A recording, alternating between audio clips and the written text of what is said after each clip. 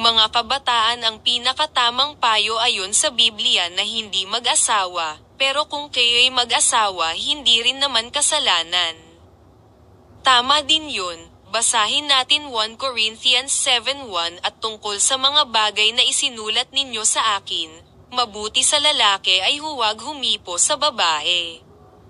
38 Kaya nga ang nagpapahintulot sa kanyang anak na dalaga na mag-asawa ay gumagawa ng mabuti, at ang hindi nagpapahintulot na siya'y mag-asawa ay gumagawa ng lalong mabuti.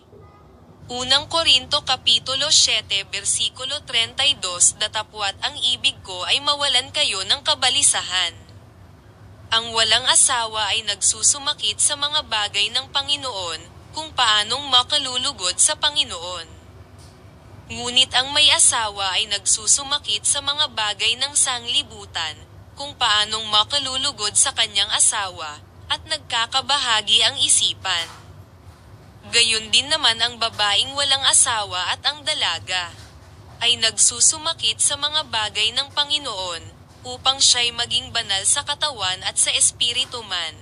Ngunit ang babaeng may asawa ay nagsusumakit sa mga bagay ng sanglibutan, kung paanong makalulugod sa kanyang asawa.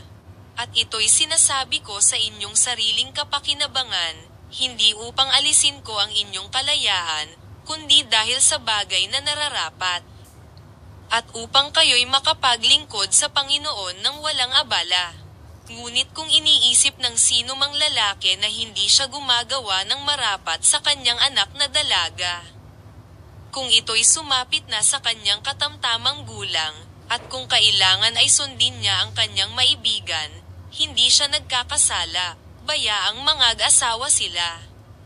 Subalit ang nananatiling matibay sa kanyang puso, na walang kailangan, kundi may kapangyarihan tungkol sa kanyang sariling kalooban, at pinasiyahan sa kanyang sariling puso na ingatan ang kanyang sariling anak na dalaga, ay mabuti ang gagawin.